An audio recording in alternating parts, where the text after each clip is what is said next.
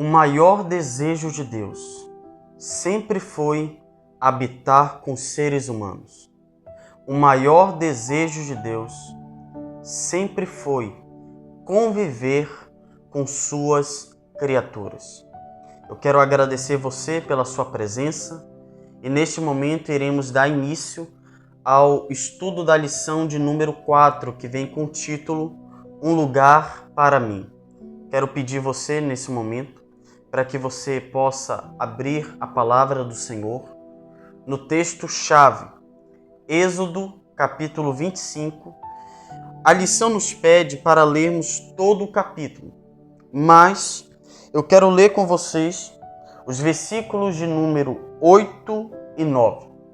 Êxodo capítulo 25, versículos 8 e 9. E também aproveite, pegue a sua lição. Você vai ter o privilégio de não só apenas estudar aqui, mas riscar, rabiscar e escrever o que você entendeu acerca deste tema tão valioso.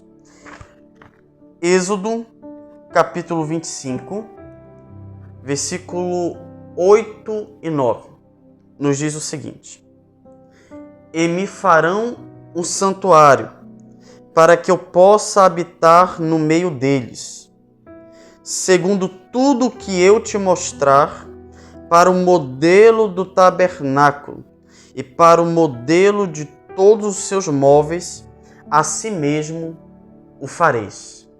Então esses dois versículos nos mostram que o desejo de Deus sempre foi habitar no meio do seu povo. A lição enfatiza que o povo de Israel conviveu na terra do Egito 400 anos e eles, nesse período, eram escravos. Então, o povo de Israel estava associado com a cultura daquele povo e também com a religiosidade daquele povo. Então, Deus tirou Israel daquele contexto de escravidão e Deus agora queria levá-los a um outro patamar, deixar a religião egípcia de lado e que eles tivessem uma religião, uma verdadeira religião, para que estivessem em contato com o Deus verdadeiro. E por meio deste texto, nós vamos entender que o santuário foi importante, não apenas para aquele contexto de Israel, mas ele nos abrange até os nossos dias. Por quê? Primeiro, o santuário era uma forma didática de Deus ilustrar o plano da redenção, o plano da salvação. Também o santuário era o tipo do antítipo, ou seja, o santuário, que é o tipo, ele servia para apontar para aquele que iria estabelecer a sua tenda entre nós. Também o santuário nos aponta algo fenomenal acerca do nosso corpo, porque o nosso corpo, de acordo com 1 Coríntios capítulo 3, versículos 16 e 17, e também no mesmo livro, 1 Coríntios, agora no capítulo 6, versículos 19 e 20, apontam, nos revelam que o nosso corpo é o santuário do Espírito Santo. Mas também a lição enfatiza que o maior desejo de Cristo é morar com o seu povo.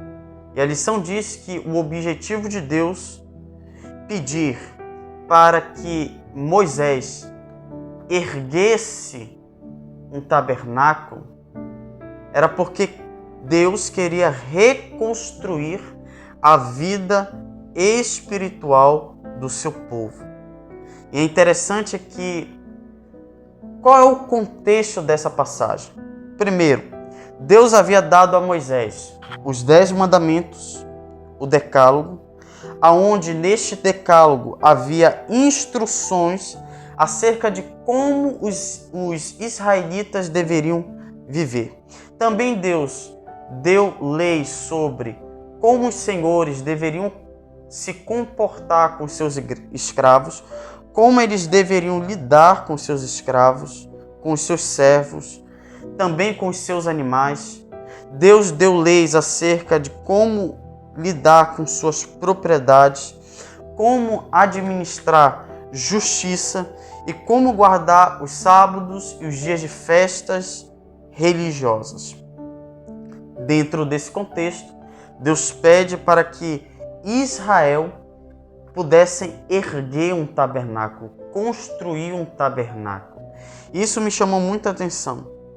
Por que Deus pediu para que Israel construísse um tabernáculo? Sabe por quê? Para que Israel entendesse que Deus queria envolvê-los. Deus queria envolvê-los nesse contexto espiritual. Mostrar para eles que o santuário era tão importante que iria beneficiar a vida cotidiana deles e também a vida espiritual e a vida emocional. Também o santuário mostraria como deveria ser o relacionamento do Filho de Deus diante do Deus Todo-Poderoso. Como ele deveria se relacionar diante desse Deus. E também nos mostra o desejo de Deus de habitar entre o seu povo. Interessante é que você não vê outras religiões trazendo essa proposta. Só a religião judaico-cristã nos mostra um Deus que deseja não apenas ser adorado, mas habitar entre as suas criaturas. Também o santuário enfatiza a questão da adoração. Adoração por meio de símbolos. É interessante que o santuário ele era uma tenda e ele tinha móveis. Cada móvel que estava no santuário, por trás desse móvel, havia uma simbologia. É interessante que quando você entra, o santuário era dividido em 3 partes: o pátio, o santo lugar e o santo dos santos. Quando você entrava no pátio, você se deparava com 2 móveis. Primeiro, o altar de sacrifício era onde a carne do animal era consumida após o pecador ceifar a vida daquele animal. O sacerdote pegava o sangue, o outro pegava a carne e jogava essa carne no altar para que essa carne fosse consumida pelo fogo. O que o altar simbolizava? O sacrifício de Jesus. O altar apontava o sacrifício que Cristo mais para frente iria, melhor dizendo, o altar ele apontava para aquilo que Cristo faria por nós na cruz do Calvário. Na cruz, o pecador seria reconciliado com Deus. Também havia no pátio a bacia de bronze, aonde os sacerdotes lavavam as mãos e os pés antes de iniciarem o seu ofício do santuário. Então, antes deles iniciarem ali com os sacrifícios, com as orações, com as intercessões, primeiro eles precisavam se purificar. Qual era a simbologia por trás da bacia de bronze? A bacia de bronze apontava que nós, como cristãos, precisamos receber diariamente o batismo pela água e pelo Espírito. Assim como o batismo em nome do Pai, do Filho e do Espírito nos purifica dos nossos pecados, o batismo do Espírito Santo é quando o Espírito Santo ele muda a nossa vida a tal ponto que deixamos de praticar as obras da carne e passamos a praticar as obras do Espírito. Então a bacia de bronze apontava para o batismo nas águas e também para o batismo no Espírito. E aí, quando você entrava agora no lugar santo, você se deparava com 3 móveis. A mesa com os pães, do outro lado o candelabro e mais à frente o altar de incenso. Quando você, falando sobre a mesa dos pães, qual é a simbologia por trás da mesa dos pães? O pão é aquele que nutre, é aquele que satisfaz a nossa fome. Você está desnutrido, logo você precisa se alimentar. Na vida espiritual, só há um meio de nos alimentarmos. É por meio da palavra de Deus. Não é à toa que Cristo vai dizer: não só de pão vive o homem, mas de toda palavra que procede da boca de Deus. A Bíblia diz que Jesus, ele é o quê? O pão da vida. Mas o próprio Jesus disse: vocês estudam as Escrituras, porque vocês julgam ter nelas a vida eterna, e são elas que testificam de mim. Então, quando eu me alimento da palavra, estou me alimentando do próprio Jesus. Logo, eu estou me nutrindo espiritualmente. Agora, falando sobre o candelabro, a Bíblia diz que o candelabro servia para iluminar o ambiente. Logo, nós precisamos do quê, meu querido jovem? Da luz de Cristo. A própria Bíblia diz que Jesus, ele é a luz. E todo aquele que se acha nas trevas é convidado a sair das trevas para vir para a luz. Mas isso só vai acontecer se você tiver contato com a verdade. Ou seja, o candelabro aponta para a luz da verdade. Quando eu me deparo com a verdade, eu saio das trevas espirituais e passo para a luz.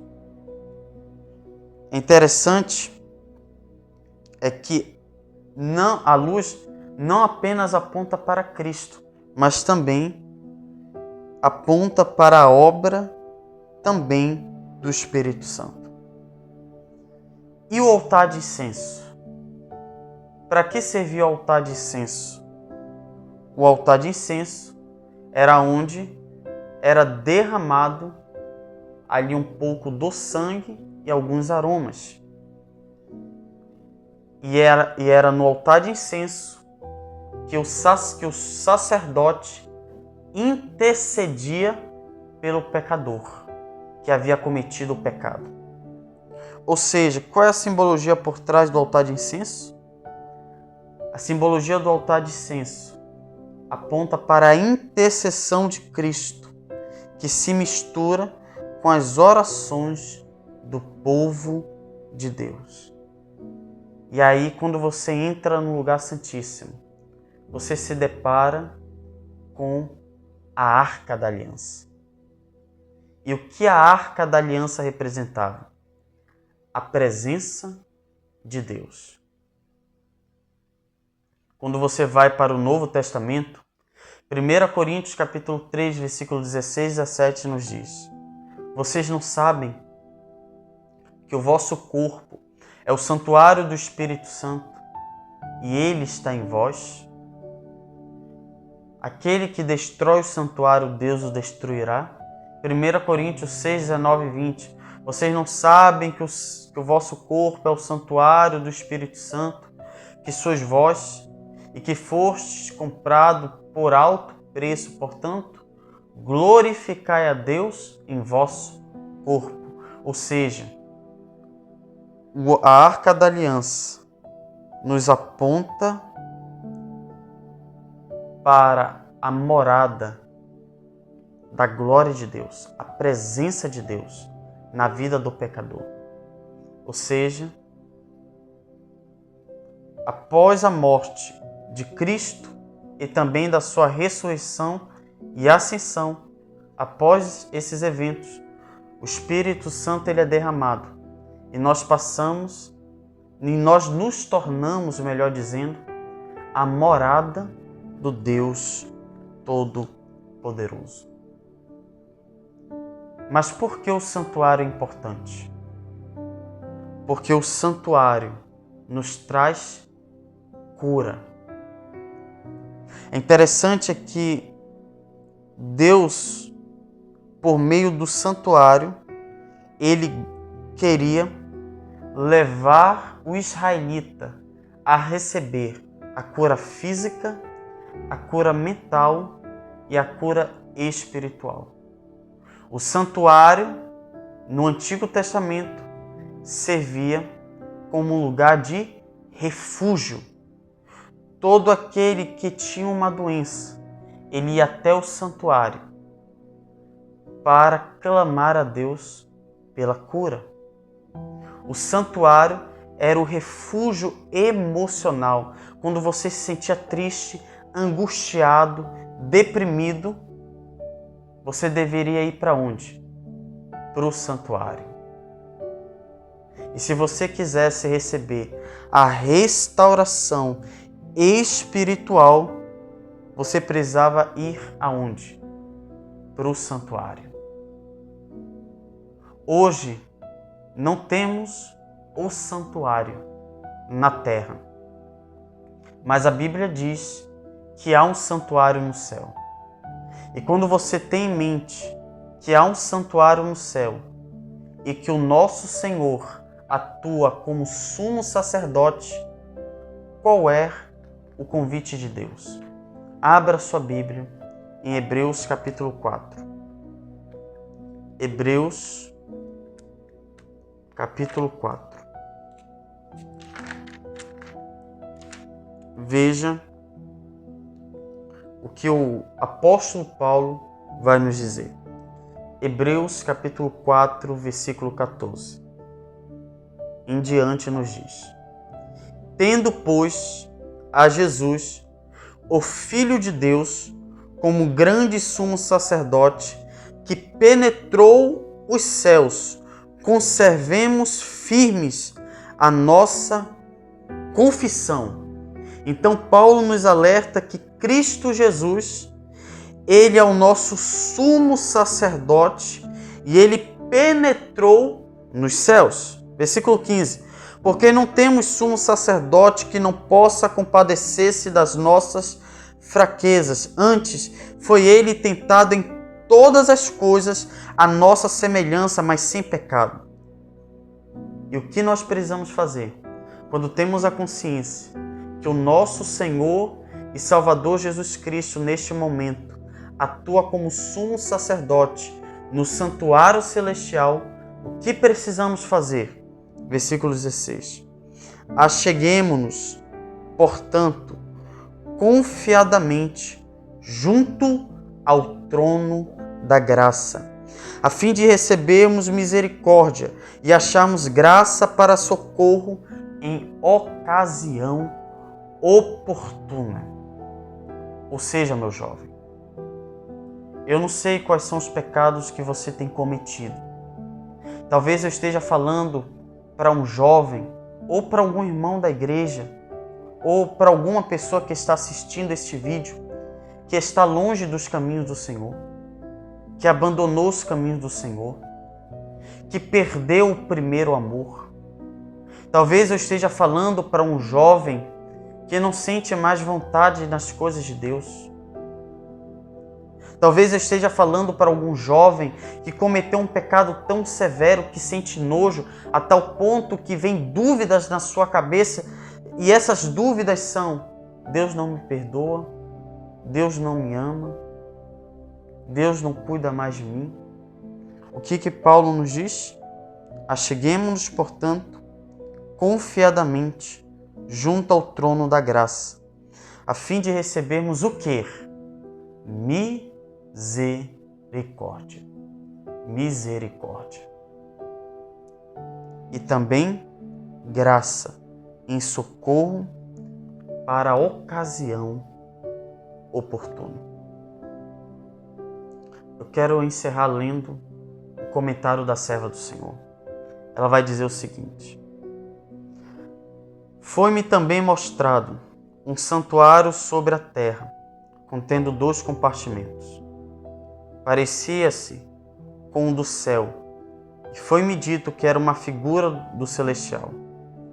Os objetos do primeiro compartimento do santuário terrestre eram semelhantes ao do primeiro compartimento celestial. O véu ergueu-se, e eu olhei para o Santo dos Santos, e vi a mobília, era a mesma do lugar santíssimo e do santuário celestial. O sacerdote ministrava em ambos os compartimentos do terrestre. Lá, diariamente, ao primeiro compartimento, mas entrava no lugar santíssimo apenas uma vez ao ano, para purificá-lo dos pecados que tinham sido levados ali. Vi que Jesus ministrava em ambos os compartimentos do santuário celestial. Os sacerdotes entravam no terrestre com sangue de um animal com oferta para o pecado. Cristo entrou no santuário celestial oferecendo o seu sangue. É por isso que ele é sumo sacerdote para todo sempre. E é por isso que não há necessidade de nós todos os dias matarmos um animal, não. Porque o verdadeiro Cordeiro morreu em nosso lugar. E ela continua. Os sacerdotes terrestres eram removidos pela morte, portanto, não podiam continuar por muito tempo. Mas Jesus foi sacerdote para sempre, mediante os sacrifícios e ofertas trazidas ao santuário terrestre. Os filhos de Israel deveriam apossar-se dos méritos de um Salvador que havia de vir. E na sabedoria de Deus, os pormenores dessa obra nos foram dados, para que pudéssemos, volvendo um olhar para eles, compreender a obra de Jesus no santuário celestial. Ao morrer Jesus no Calvário, clamou: está consumado. E o véu do templo partiu-se de alto a baixo. Isso deveria mostrar que o serviço no santuário terrestre estava sempre concluído e que Deus não mais se encontraria com os sacerdotes em seu templo terrestre para aceitar seus sacrifícios. O sangue de Jesus foi então derramado, o qual deveria ser oferecido por ele mesmo no santuário nos céus. Assim como o sacerdote entrava no lugar santíssimo uma vez ao ano para purificar o santuário terrestre, Jesus entrou no lugar santíssimo do celestial. No fim dos 2.300 dias de Daniel 8, em 1844, para fazer uma expiação final por todos os que pudessem ser beneficiados por sua mediação e assim purificar o santuário. Vamos orar? Senhor, meu Deus e Pai, que possamos nos agarrar nesta promessa, Senhor. Que possamos nos aproximar diariamente ao trono da graça para encontrar socorro em tempo oportuno, Senhor. Pai, por favor, que a nossa mente possa estar no santuário e que também, Senhor, nossa vida possa ser purificada por meio do seu sangue. Eu te peço, em nome de Jesus. Amém. Que Deus te abençoe, meu jovem. Eu te espero no próximo estudo da lição da Escola Sabatina, que vem com o tema geral: Adoração de volta ao altar.